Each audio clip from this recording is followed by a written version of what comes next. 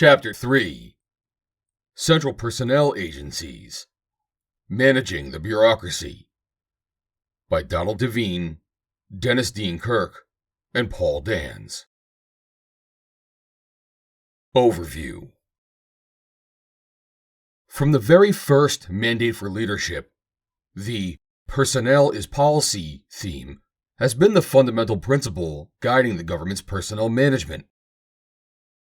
As the U.S. Constitution makes clear, the President's appointment, direction, and removal authority are the central elements of his executive power.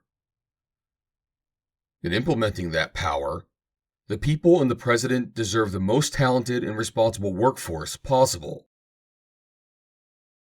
Who the President assigns to design and implement his political policy agenda will determine whether he can carry out the responsibility given to him by the American people. The President must recognize that whoever holds a government position sets its policy.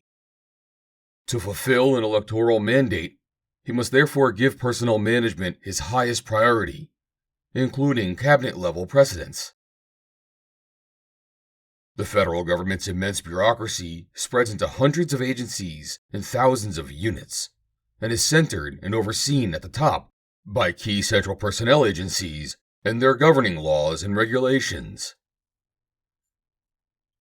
The major separate personnel agencies in the national government today are the Office of Personnel Management, OPM, the Merit Systems Protection Board, MSPB, the Federal Labor Relations Authority, FLRA, and the Office of Special Counsel, OSC. Title V of the U.S. Code charges the OPM with executing, administering, and enforcing the rules, regulations, and laws governing the civil service. It grants the OPM direct responsibility for activities like retirement, pay, health, training, federal unionization, suitability, and classification functions not specifically granted to other agencies by statute. The agency's director is charged with aiding the President, as the President may request, in preparing such civil service rules as the President prescribes, and otherwise advising the President on actions that may be taken to promote an efficient civil service and a systematic application of the merit system's principles, including recommending policies relating to the selection, promotion, transfer, performance, pay, conditions of service, tenure, and separation of employees. The MSPB is the lead adjudicator for hearing and resolving cases and controversies for 2.2 million federal employees. It is required to conduct fair and neutral case adjudications, regulatory reviews, and actions and studies to improve the workforce. Its court-like adjudications investigate and hear appeals from agency actions, such as furloughs, suspensions, demotions, and terminations, and are appealable to the U.S. Court of Appeals. The FLRA hears appeals of agency personnel cases involving federal labor grievance procedures to provide judicial review with binding decisions appealable to appeals courts. It interprets the rights and duties of agencies and employee labor organizations on management rights, OPM interpretations, recognition of labor organizations, and unfair labor practices, under the general principle of bargaining in good faith and compelling need. The OSC serves as the investigator, mediator, publisher, and prosecutor before the MSPB with respect to agency and employees regarding prohibited personnel practices, Hatch Act politicization, Uniform Service Employment and Reemployment Rights Act issues, and whistleblower complaints. The Equal Employment Opportunity Commission, EEOC, has general responsibility for reviewing charges of employee discrimination against all civil rights breaches. However, it also administers a government employee section that investigates and adjudicates federal employee complaints concerning equal employment violations, as with the private sector. This makes the agency an additional de facto factor in government personnel management. While not a personnel agency per se, the General Services Administration, GSA, is charged with general supervision of contracting. Today, there are many more contractors in government than there are civil service employees. The GSA must therefore be a part of any personnel management discussion. Analysis and recommendations. OPM, managing the federal bureaucracy. At the very pinnacle of the modern progressive program to make government competent stands the ideal of professionalized, career civil service.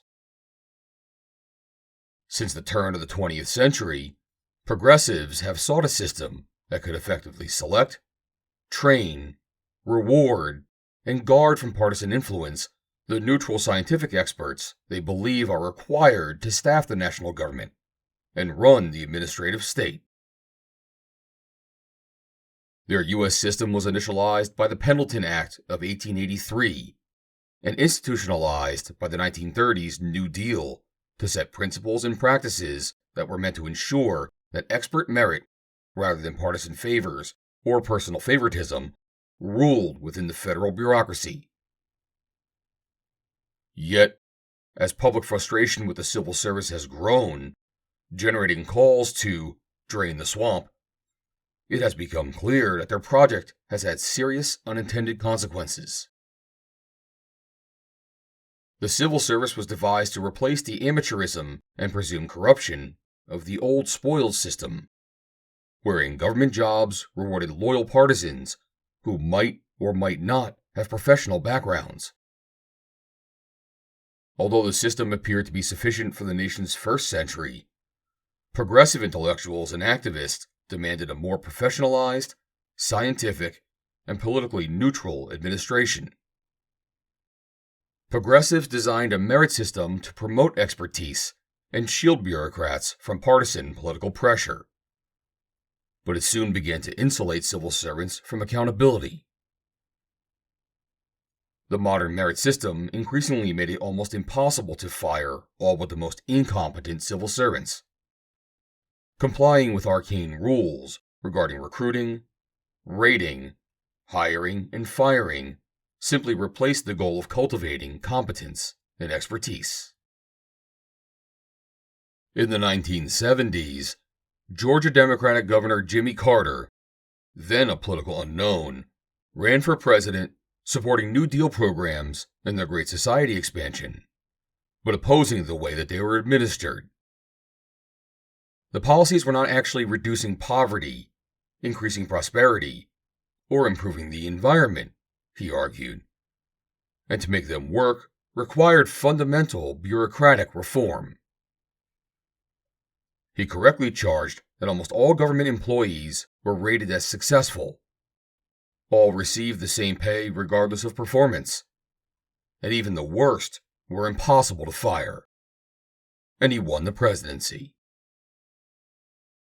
President Carter fulfilled his campaign promise by hiring Syracuse University Dean Alan Campbell, who served as chairman of the U.S. Civil Service Commission and then as director of the OPM, and helped to devise and pass the Civil Service Reform Act of 1978, CSRA, to reset the basic structure of today's bureaucracy.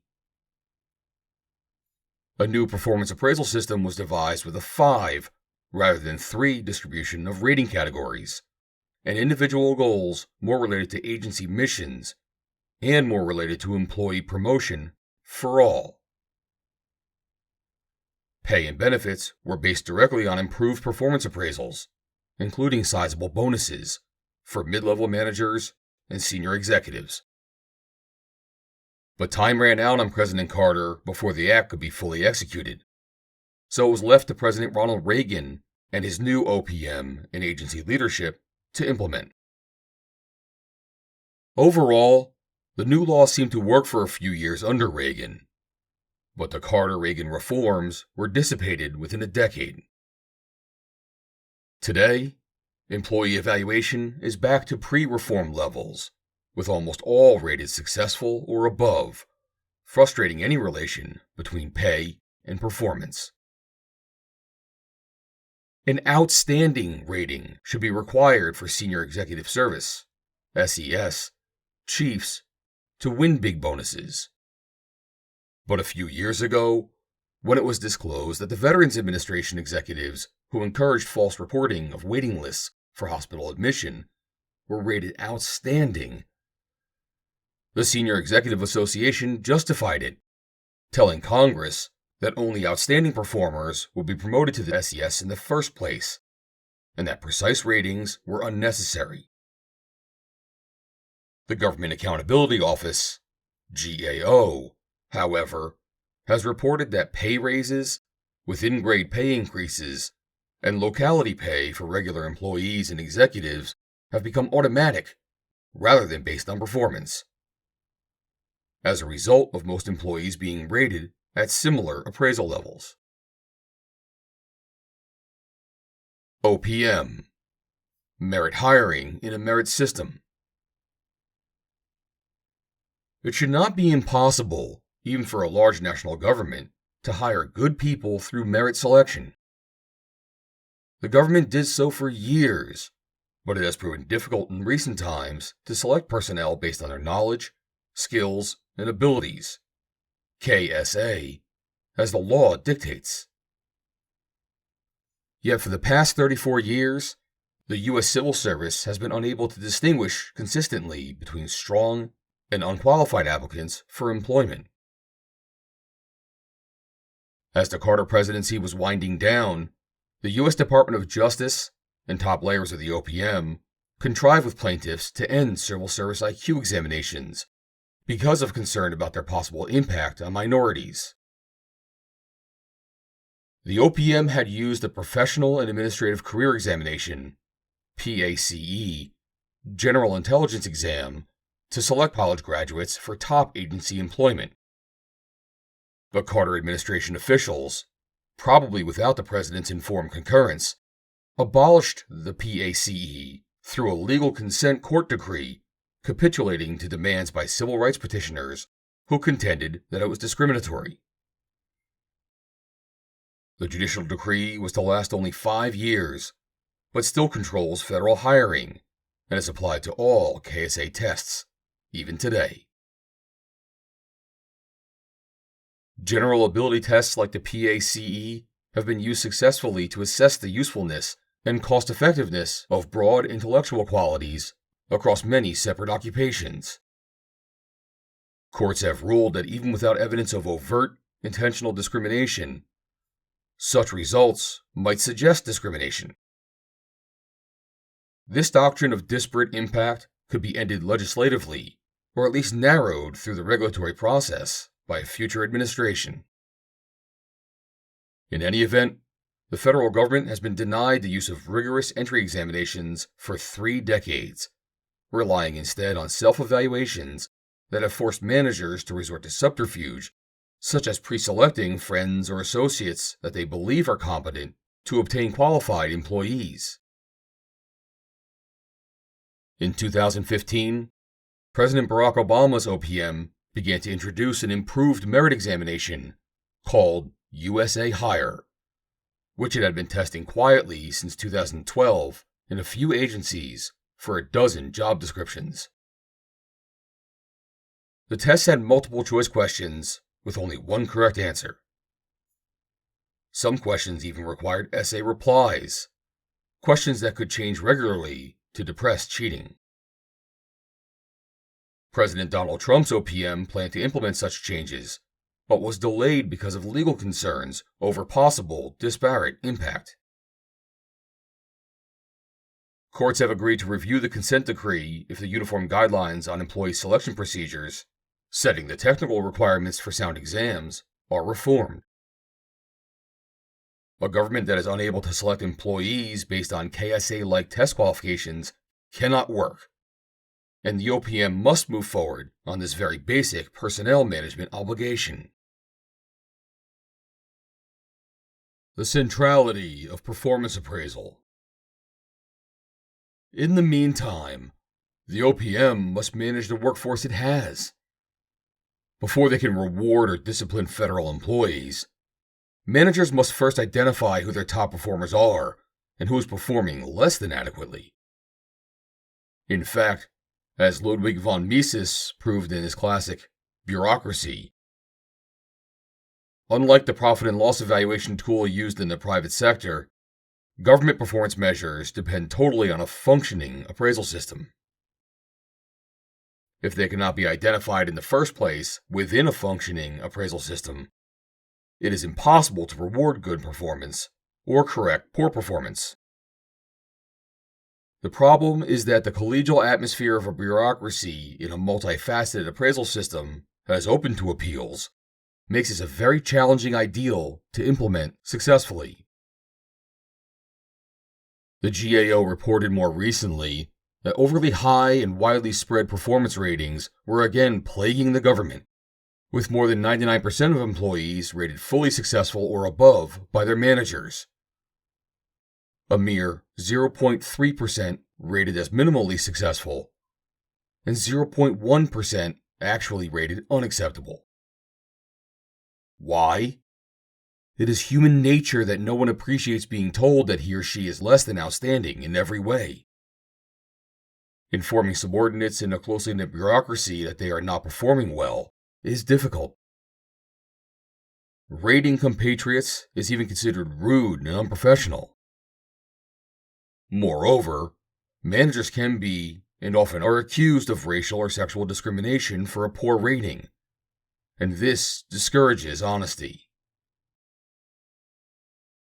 In 2018, President Trump issued Executive Order 13839, requiring agencies to reduce the time for employees to improve performance before corrective action could be taken.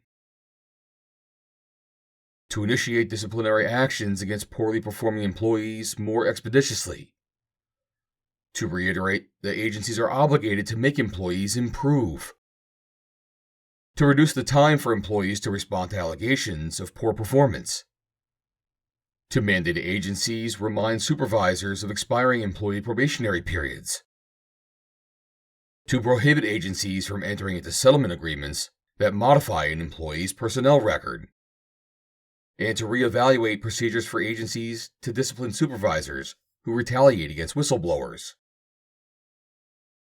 Unfortunately, the order was overturned by the Biden administration, so will need to be reintroduced in 2025. The fact remains that meaningfully evaluated employees' performance is a critical part of a manager's job. In the Reagan appraisal process, managers were evaluated on how they themselves rated their subordinates. This is critical to responsibility and improved management. It is essential that policy executives build policy goals directly into employee appraisals, both for mission success and for employees to know what is expected. Indistinguishable from their co-workers on paper, hardworking federal employees often go unrewarded for their efforts and are often the system's greatest critics. Federal workers who are performing inadequately get neither the benefit of an honest appraisal nor clear guidance on how to improve. Political executives should take an active role in supervising performance appraisals of career staff, not unduly delegate this responsibility to senior career managers, and be willing to reward and support good performers. Merit pay.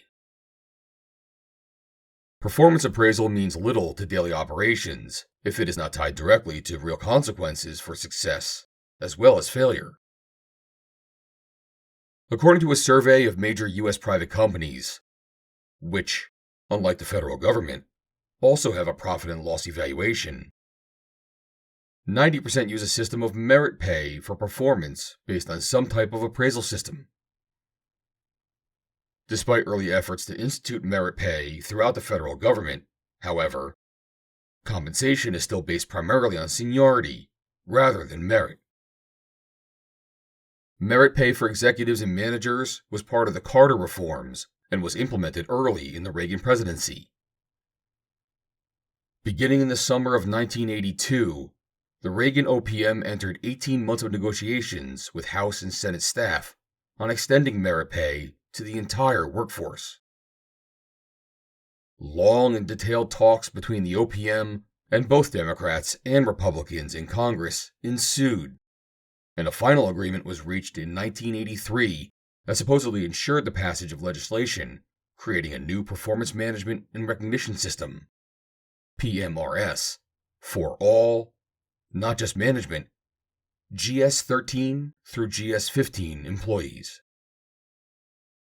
Meanwhile, the OPM issued regulations to expand the role of performance related to pay throughout the entire workforce.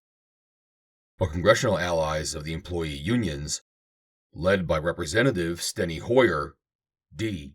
of Government Employee-rich Maryland, stoutly resisted this extension of pay for performance, and, with strong union support, used the congressional appropriations process to block OPM administrative pay reforms.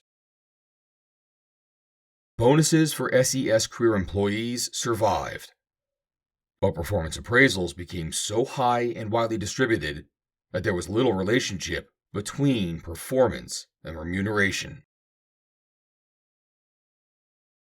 Ever since the original merit pay system for federal managers, GM13 through GM15 grade levels, just below SES, was allowed to expire in September 1993. Little to nothing has been done either to reinstate the federal merit pay program for managers or to distribute performance rating evaluations for the SES, much less to extend the program to the remainder of the workforce. A reform-friendly president and Congress might just provide the opportunity to create a more comprehensive performance plan. In the meantime, however, political executives should use existing pay and especially fiscal awards strategically to reward good performance to the degree allowed by law. Making the appeals process work. The non-military government dismissal rate is well below 1%, and no private sector industry employee enjoys the job security that a federal employee enjoys. Both safety and justice demand that managers learn to act strategically to hire good and fire poor performers legally. The initial paperwork required to separate poor or abusive performers, when they are infrequently identified, is not overwhelming, and managers might be motivated to act if it were not for the appeals and enforcement processes. Formal appeal in the private sector is mostly a rather simple two-step process, where government unions and associations have been able to convince politicians to support a multiple and extensive appeals and enforcement process. As noted, there are multiple administrative appeals bodies. The FLRA, OSC, and EEOC have relatively narrow jurisdictions. Claims that an employee's removal or disciplinary actions violate the terms of a collective bargaining agreement between an agency and a union are handled by the FLRA. Employees who claim the removal was the result of discrimination can appeal to the EEOC. And employees who believe their firing was retribution for being a whistleblower can go to the OSC.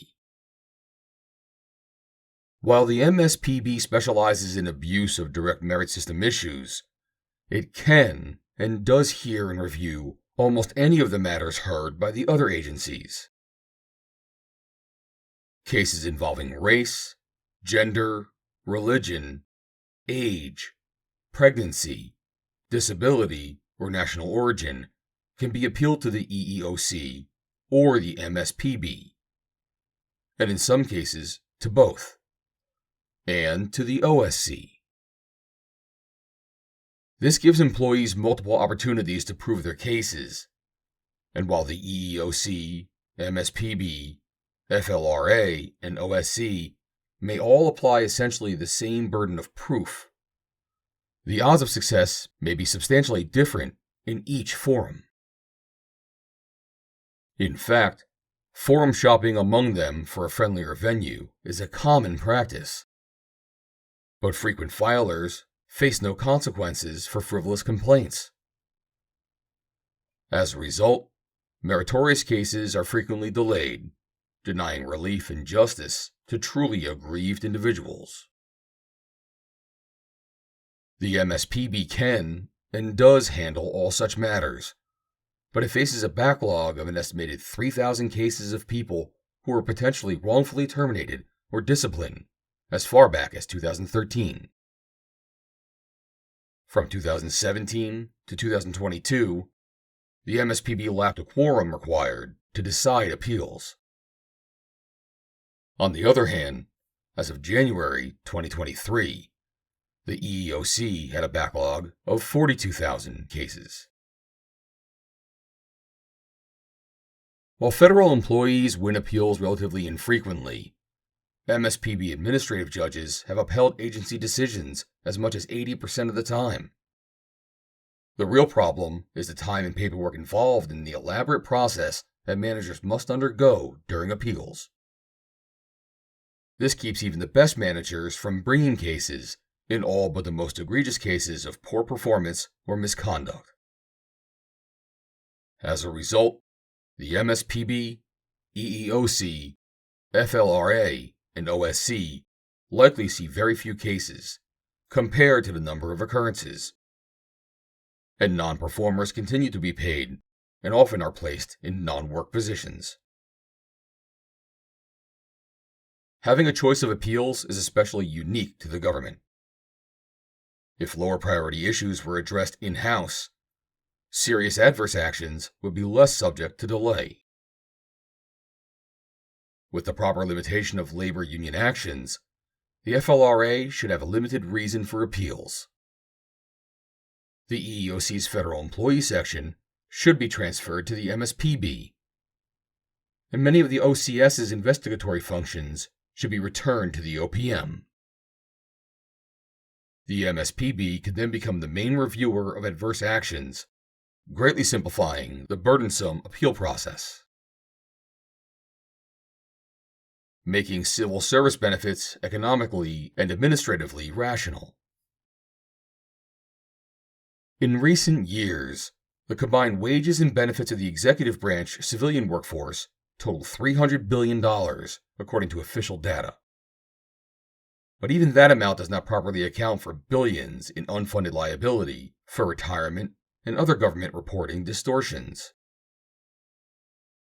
Official data also report employment as approximately 2 million, but this ignores approximately 20 million contractors who, while not eligible for government pay and benefits, do receive them indirectly through contracting, even if they are less generous. Official data also claim that national government employees are paid less than private sector employees are paid for similar work. But several more neutral sources demonstrate that public sector workers make more on average than their private sector counterparts. All this extravagance deserves close scrutiny. Market-based pay and benefits. According to current law, federal workers are to be paid wages comparable to equivalent private sector workers, rather than compared to all private sector employees. While the official studies claim that federal employees are underpaid relative to the private sector by 20% or more, a 2016 Heritage Foundation study found that federal employees received wages that were 22% higher than wages for similar private sector workers. If the value of employee benefits was included, the total compensation premium for federal employees over their private sector equivalents increased to between 30% and 40%. The American Enterprise Institute found a 14% pay premium and a 61% total compensation premium. Base salary is only one component of a federal employee's total compensation. In addition to high starting wages, federal employees normally receive an annual cost of living adjustment, available to all employees, and generous scheduled raises known as step increases. Moreover, a large proportion of federal employees are stationed in the Washington, D.C. area and other large cities, and are entitled to steep locality pay enhancement to account for the high cost of living in these areas.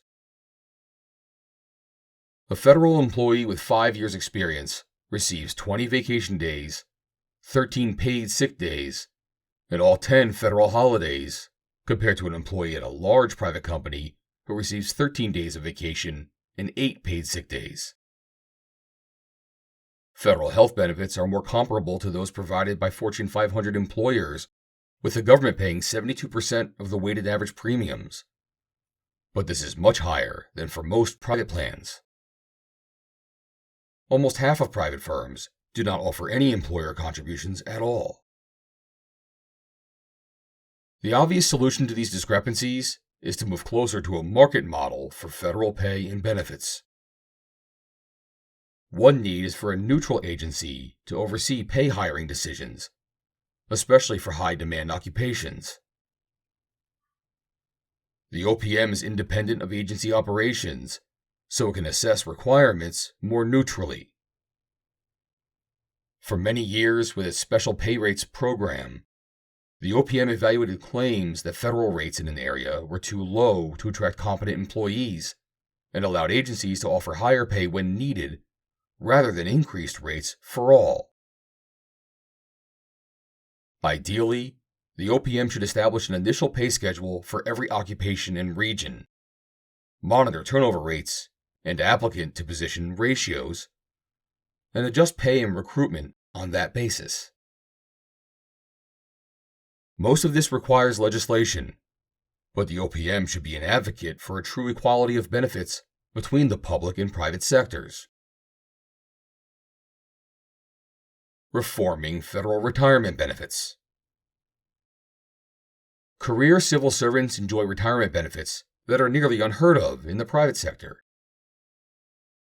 Federal employees retire earlier, normally at age 55 after 30 years, enjoy richer pension annuities, and receive automatic cost of living adjustments based on the areas in which they retire. Defined benefit federal pensions are fully indexed for inflation, a practice that is extremely rare in the private sector. A federal employee with a pre-retirement income of $25,000 under the older of the two federal retirement plans will receive at least $200,000 more over a 20-year period than will private sector workers with the same pre-retirement salary under historic inflation levels. During the early Reagan years, the OPM reformed many specific provisions of the federal pension program to save billions administratively. Under OPM pressure, Reagan and Congress ultimately ended the old Civil Service Retirement System, CSRS, entirely for new employees, which, counting disbursements for the unfunded liability, accounted for 51.3% of the federal government's total payroll. The retirement system that replaced it, the Federal Employees Retirement System, FERS, reduced the cost of federal employee retirement disbursements to 28.5% of payroll, including contributions to Social Security and the employer match to the Thrift Savings Plan. More of the pension cost was shifted to the employee, but the new system was much more equitable for the 40% who received few or no benefits under the old system. By 1999, more than half of the federal workforce was covered by the new system, and the government's per capita share of the cost, as the employer, was less than half the cost of the old system. 20.2% of FERS payroll versus 44.3% of CSRS payroll, representing one of the largest examples of government savings anywhere. Although the government pension system has become more like private pension systems, it still remains much more generous, and other means might be considered in the future to move it even closer to private plans. GSA, Landlord and Contractor Management. The General Services Administration is best known as the federal government's landlord, designing, constructing, managing, and preserving government buildings, and leasing and managing outside commercial real estate, contracting with 376.9 million square feet of space. Obviously, as its prime function, real estate expertise is key to the GSA's success. However, the GSA is also the government's purchasing agent, connecting federal purchasers with commercial products and services in the private sector and their personnel management functions. With contractors performing so many functions today, the GSA therefore becomes a de facto part of government-wide personnel management. The GSA also manages the Presidential Transition Act, PTA, process, which also directly involves the OPM. A recent proposal would have incorporated the OPM and GSA, and OMB. Fortunately, this did not take place in that form, but it would make sense for GSA and OPM leadership and staff to hold regular meetings to work through matters of common interest, such as moderating PTA personnel restrictions and the relationships between contract and civil service employees. Reductions in force. Reducing the number of federal employees seems an obvious way to reduce the overall expense of the civil service, and many prior administrations have attempted to do just this. Presidents Bill Clinton and Barack Obama began their terms, as did Ronald Reagan and Donald Trump, by mandating a freeze on the hiring of new federal employees. But these efforts did not lead to permanent and substantive reductions in the number of non-defense federal employees. First, it is a challenge even to know which workers to cut. As mentioned, there are 2 million federal employees, but since budgets have exploded, so has the total number of personnel, with nearly 10 times more federal contractors than federal employees. Contractors are less expensive because they are not entitled to high government pensions or benefits, and are easier to fire and discipline. In addition, millions of state government employees work under federal grants, in effect, administering federal programs. These cannot be cut directly. Cutting federal employment can be helpful and can provide a simple story to average citizens, but cutting functions, levels, funds, and grants is much more important than setting simple employment size. Simply reducing numbers can actually increase costs. OMB instructions following President Trump's employment freeze told agencies to consider buyout programs, encouraging early retirements in order to shift cost from current budgets in agencies to the retirement system and minimize the number of personnel fired. The Environmental Protection Agency immediately implemented such a program, and OMB urged the passage of legislation to increase payout minimums from $25,000 to $40,000 to further increase spending under the cuts. President Clinton's OMB had introduced a similar buyout that cost the Treasury $2.8 billion, mostly for those who were going to retire anyway. Moreover, when a new employee is hired to fill a job recently vacant in a buyout, the government, for a time, is paying 2 people to fill 1 job. What is needed at the beginning is a freeze on all top career position hiring to prevent burrowing in by outgoing political appointees. Moreover, 4 factors determine the order in which employees are protected during layoffs: tenure, veterans' preference, seniority, and performance, in that order of importance. Despite several attempts in the House of Representatives during the Trump years to enact legislation that would modestly increase the weight given to performance over time of service, the fierce opposition by federal manager associations and unions representing long-serving but not necessarily well-performing constituents, explains why the bills failed to advance. A determined president should insist that performance be first, and be wary of costly types of reductions in force. Impenetrable bureaucracy. The GAO has identified almost 100 actions that the executive branch or Congress could take to improve efficiency and effectiveness across 37 areas that span a broad range of government missions and functions. It identified 33 actions to address mission fragmentation, overlap, and duplication in the 12 areas of defense, economic development, health, homeland security, and information technology. It also identified 59 other opportunities for executive agencies or Congress to reduce the cost of government operations or enhance revenue collection across 25 areas of government. A logical place to begin would be to identify and eliminate functions and programs that are duplicated across cabinet departments or spread across multiple agencies. Congress hoped to help this effort by passing the Government Preference and Results Act of 1993, which required all federal agencies to define their missions, establish goals and objectives, and measure and report their performance to Congress. 3 decades of endless, time-consuming reports later, the government continues to grow, but with more paper and little change either in performance or in the number of levels between government and the people.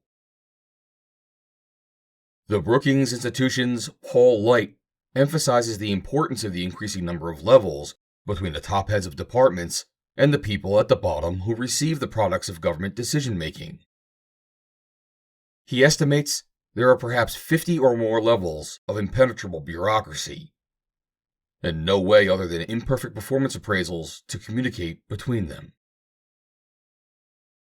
The Trump administration proposed some possible consolidations, but these were not received favorably in Congress, whose approval is necessary for most such proposals. The best solution is to cut functions and budgets and devolve responsibilities. That is a challenge primarily for presidents, Congress, and the entire government. But the OPM still needs to lead the way government-wide in managing personnel properly, even in a future smaller government. Creating a responsible career management service. The people elect a president who is charged by Article 2, Section 3 of the Constitution with seeing that the laws are faithfully executed, with his political appointees democratically linked to that legitimizing responsibility. An autonomous bureaucracy has neither independent constitutional status nor separate moral legitimacy. Therefore, career civil servants by themselves should not lead major policy changes and reforms. The creation of the Senior Executive Service was a top career change introduced by the 1978 Carter-Campbell Civil Service Reform Act. Its aim was to professionalize the career service and make it more responsible to the democratically elected commander-in-chief and his political appointees, while respecting the rights due to career employees, very much including those in the top positions. The new SES would allow management to be more flexible in filling and reassigning executive positions and locations beyond narrow specialties for more efficient mission accomplishment, and would provide pay and large bonuses to motivate career performance. The desire to infiltrate political appointees improperly into the high career civil service has been widespread in every administration, whether Democrat or Republican. Democratic administrations, however, are typically more successful because they require the cooperation of careerists who generally lean heavily to the left. Such burrowing in requires career job descriptions for new positions that closely mirror the functions of a political appointee. a special hiring authority that allows the bypassing of veterans' preference, as well as other preference categories, and the ability to frustrate career candidates from taking the desired position. President Reagan's OPM began by limiting such SES burrowing in, arguing that the proper course was to create and fill political positions. This simultaneously promotes the CSRA principle of political leadership of the bureaucracy and respects the professional autonomy of the career service. But this requires that career SES employees should respect political rights too. Actions such as career staff reserving excessive numbers of key political positions as career reserved to deny them to non-career SES employees frustrate CSRA intent. Another evasion is the general domination by career staff of SES personnel evaluation boards, the opposite of non-career executives dominating these critical meeting discussions as expected in the SES. Career training also often underplays the political role in leadership and inculcates career-first policy and value viewpoints. Frustrated with these activities by top career executives, the Trump administration issued Executive Order 13957 to make career professionals in positions that are not normally subject to change as a result of a presidential transition, but who may discharge significant duties and exercise significant discretion in formulating and implementing executive branch policy and programs, an exception to the competitive hiring rules and examinations for career positions under a new Schedule F. It ordered the director of OPM and agency heads to set procedures to prepare lists of such confidential, policy determining, policy making, or policy advocating positions, and prepare procedures to create exceptions from civil service rules when careerists hold such positions, from which they can relocate back to the regular civil service after such service. The order was subsequently reversed by President Biden at the demand of the civil service associations and unions. It should be reinstated, but SES responsibility should come first. Managing personnel in a union environment. Historically, unions were thought to be incompatible with government management. There is a natural limit to the bargaining power of private sector unions, but the financial bottom line of public sector unions is not similarly constrained. If private sector unions push too hard a bargain, they can so harm a company or so reduce efficiency that their employer is forced to go out of business and eliminate union jobs altogether. There is no such limit in government, which cannot go out of business. So demands can be excessive without negatively affecting employee and union bottom lines. Even Democratic President Franklin Roosevelt considered union representation in the federal government to be incompatible with democracy. Striking and even threats of bargaining and delay were considered acts against the people and thus improper. It was not until President John Kennedy that union representation in the federal government was recognized, and then merely by executive order. Labor bargaining was not set in statute until the Carter administration was forced by Congress to do so in order to pass the CSRA, although all bargaining was placed under OPM review. The CSRA was able to maintain strong management rights for the OPM and agencies, and forbade collective bargaining on pay and benefits, as well as management prerogatives. Over time, OPM, FLRA, and agencies' personnel offices and courts, especially in Democratic administrations, narrowed management rights so that labor bargaining expanded as management rights contracted. But the management rights are still in statute, have been enforced by some administrations, and should be enforced again by any future OPM and agency managements. which should not be intimidated by union power. Rather than being daunted, President Trump issued 3 executive orders. Executive Order 13836, encouraging agencies to renegotiate all union collective bargaining agreements to ensure consistency with the law and respect for management rights. Executive Order 13837, encouraging agencies to prevent union representatives from using official time preparing or pursuing grievances, or from engaging in other union activity on government time. And Executive Order 13839, encouraging agencies both to limit labor grievances on removals from service or on challenging performance appraisals, and to prioritize performance over seniority when deciding who should be retained following reductions in force. All were revoked by the Biden administration and should be reinstated by the next administration, to include the immediate appointment of the FLRA General Counsel and reactivation of the Impasses Panel.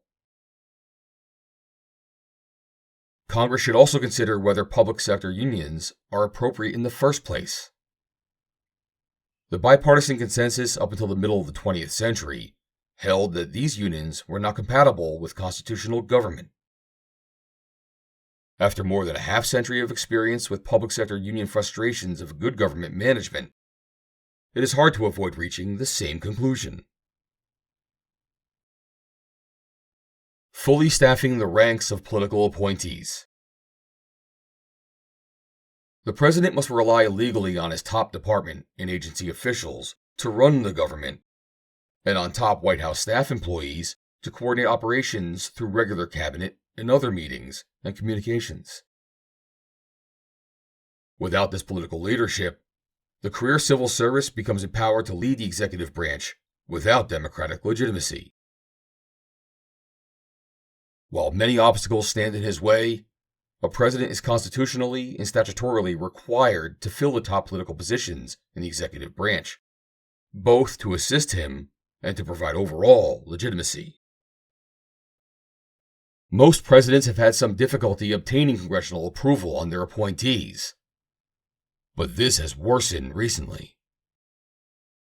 After the 2016 election, President Trump faced special hostility from the opposition party and the media in getting his appointees confirmed or even considered by the Senate. His early Office of Presidential Personnel, PPO, did not generally remove political appointees from the previous administration, but instead relied mostly on prior political appointees and career civil servants to run the government. Such a reliance on holdovers and bureaucrats led to a lack of agency control and the absolute refusal of the acting Attorney General from the Obama administration to obey a direct order from the president. Under the early PPO, the Trump administration appointed fewer political appointees in its first few months in office than had been appointed in any recent presidency, partly because of historically high partisan congressional obstructions, but also because several officials announced that they preferred fewer political appointees in the agencies as a way to cut federal spending. Whatever the reasoning, this had the effect of permanently hampering the rollout of the new president's agenda. Thus, in those critical early years, much of the government relied on senior careerists and holdover Obama appointees to carry out the sensitive responsibilities that would otherwise belong to the new president's appointees. Fortunately, the later PPO, OPM, and Senate leadership began to cooperate to build a strong team to implement the president's personnel appointment agenda. Any new administration would be wise to learn that it will need a full cadre of sound political appointees from the beginning if it expects to direct this enormous federal bureaucracy. A close relationship between the PPO at the White House and the OPM, coordinating with agency assistant secretaries of administration and PPO's chosen White House liaisons and their staff at each agency, is essential to the management of this large, multi-level, resistant, and bureaucratic challenge. If personnel is policy is to be our general guide, it would make sense to give the president direct supervision of the bureaucracy, with the OPM director available in his cabinet. A reform bureaucracy. Today, the federal government's bureaucracy cannot even meet its own civil service ideals. The merit criteria of ability, knowledge, and skills are no longer the basis for recruitment, selection, or advancement, while pay and benefits for comparable work are substantially above those in the private sector. Retention is not based primarily on performance, and for the most part, inadequate performance is not appraised, corrected, or punished. The authors have made many suggestions here that, if implemented, could bring that bureaucracy more under control and enable it to work more efficiently and responsibly, which is especially required for the half of civilian government that administers its undeniable responsibilities for defense and foreign affairs. While a better administered central bureaucracy is crucial for both those and domestic responsibilities, the problem of properly running the government goes beyond simple bureaucratic administration.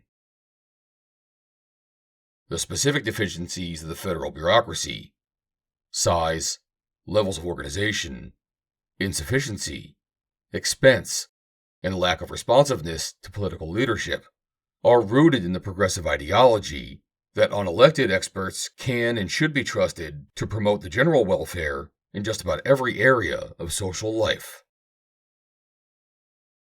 The Constitution, however, reserved a few enumerated powers to the federal government, while leaving the great majority of domestic activities to state, local, and private governance.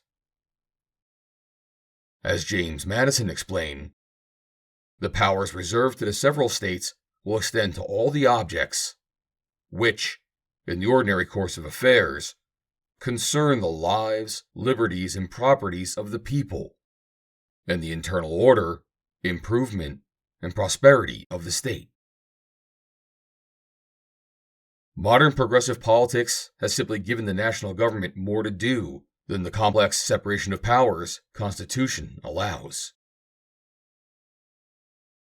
That progressive system has broken down in our time, and the only real solution is for the national government to do less, to decentralize and privatize as much as possible, and then ensure that the remaining bureaucracy is managed effectively along the lines of the enduring principles set out in detail here.